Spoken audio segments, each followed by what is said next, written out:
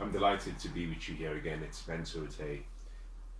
Let me talk to you about the difference between passion and habits.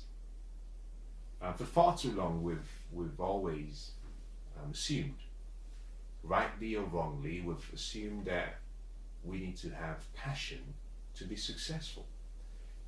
So many very successful people have often referred to having a love for what you do and having a passion for what you do.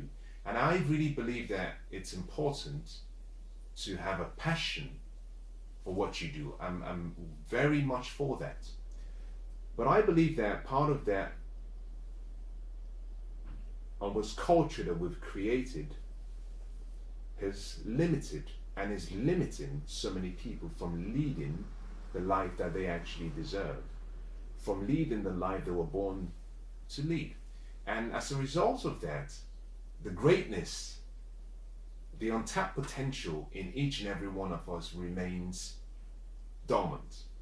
And so many people are getting to the end of their lives and they haven't really allowed themselves to live, to become who they were born to be.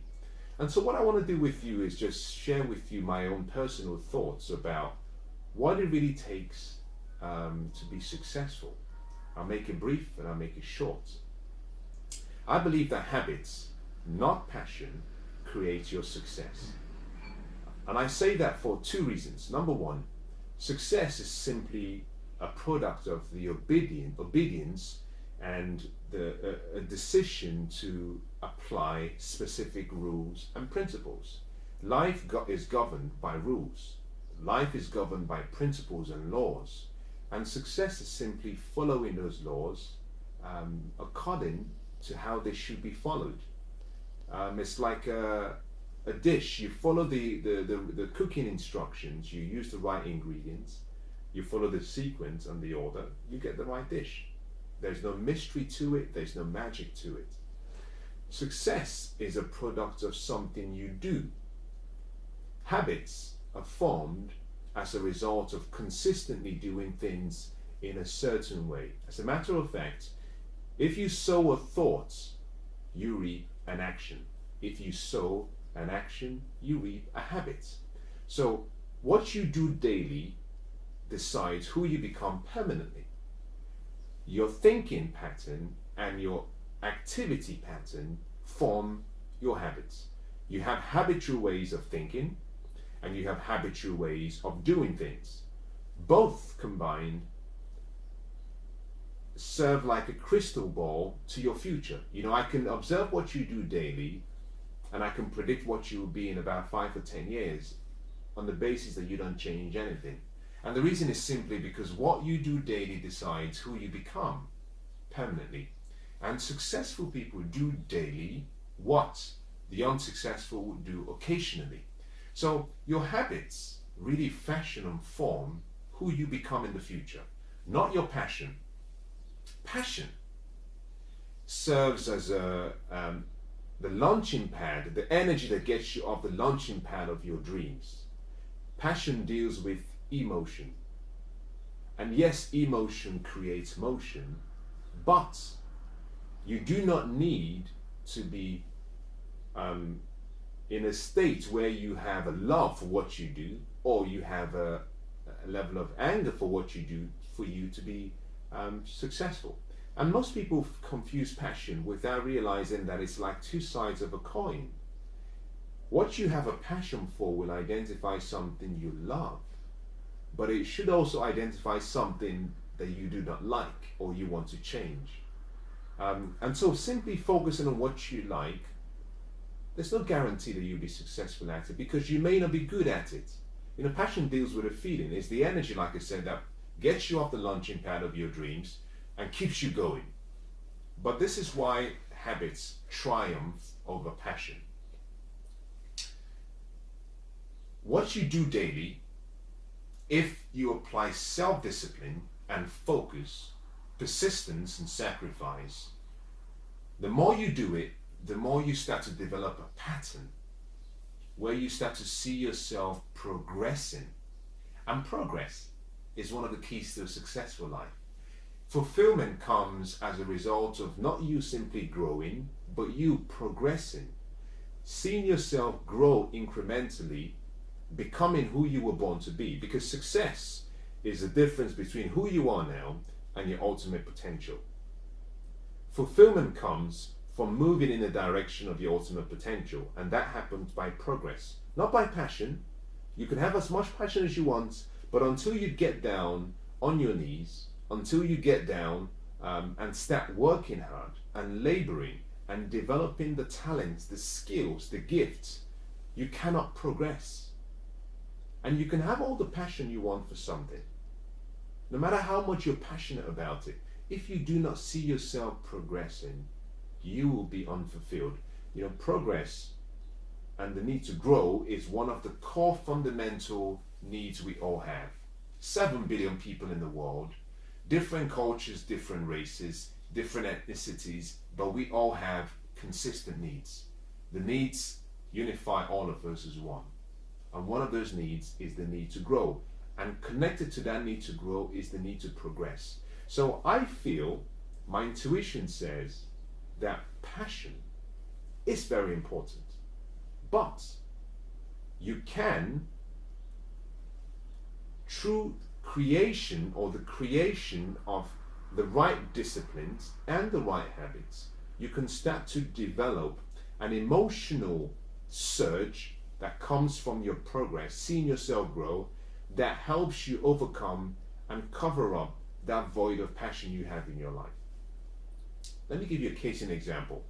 You know, Andre Agassi became the world #1 tennis player, but he hated tennis. He hated tennis. He never liked tennis for one day, never liked it. He got into tennis because his father loved tennis, and his father made him practice and practice and practice. As a matter of fact, Andre Agassi, from the age of 7, was hitting about 2,000 balls on a daily basis. And I use this example because I want to show you an example of where there was a lack of passion, but because there was a discipline and the presence of good habits, he still succeeded. Andre Agassi, at the age of 7, was hitting about 2,000 balls every day. His father had come up with, I think 2,500 balls rather. His father had come up with this very brilliant concept about numbers. His view was, if you hit 2,500 balls every day, every week you would have hit about 17,000 balls, which means in one whole year, 52 weeks, you would have been hitting about 1 million balls. And his premise was this: a child of your age who hits 1,000 balls, 1 million balls every year cannot be beaten because the numbers never lie. So he made Andre practice and practice. He disciplined Andre so much, and this is the key. Self-discipline has a purpose. The purpose of self-discipline is so you can develop a habit. No one can live a complete life of self-discipline every day. It's not natural and it's not necessary. Because your self-discipline is like a muscle, it's like your willpower. It depletes. The more you use it, it depletes. And to the point where you arrive at a place where you have no strong willpower or focus. So what you do simply is discipline yourself. And in many cases, just by disciplining yourself for about 100 days, consistently without fail, leads to the formation of a habit that will almost be so difficult to break. Once you've disciplined yourself for a set period of time, that self-discipline allows you to develop a habit. Once something has become habitual, you don't need self-discipline to do it. It becomes instinctive. Think about this. When you woke up this morning, you had to brush your teeth. Did you need self-discipline to do it? The answer is no. Why? It was natural to you, it was automatic. The reason for that was because you were disciplined at a young age, consistently for a period of time, and now you can do it very easily without thinking about it. Similarly, your habits form and are fashioned in the same way. You practice through self-discipline a set of routines and activities, and they become habits. So Andre Agassi developed this habit of playing tennis and smashing balls Now, he hated tennis, but he was good at playing tennis because he had developed the routine, the ritual, and the habits. And that led him to become the world #1 player. So I feel that passion is very important. I'm very, very, very, very proactive about finding your passion. I actually prefer to find your purpose. I don't believe so much in passion. I believe in finding purpose, because purpose comes with passion. You know, passion is found as soon as you find purpose. Once you find purpose, the why, the reason, activates the passion, the energy.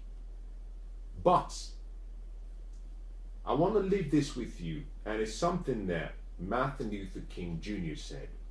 He said, if you find yourself as a street sweeper, you should sweep the streets like, I think he said Michelangelo painted, or better been played.